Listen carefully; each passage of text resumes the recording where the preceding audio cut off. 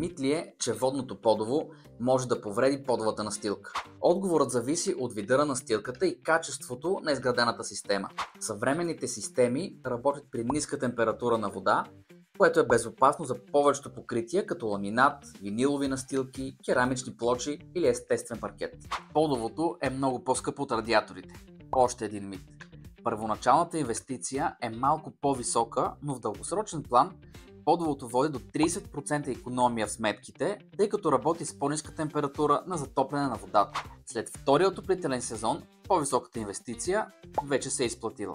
Друг мит е, че водното подово не е подходящо за старо строителство. Съвременните технологии предлагат разнообразие и иновативни решения, които изискват минимално повдигане на пода, което ги прави идеално решение при модернизиране. Така можеш да насладиш на комфорта и уюта на подовото отопление, независимо от възрастта на твоя дом.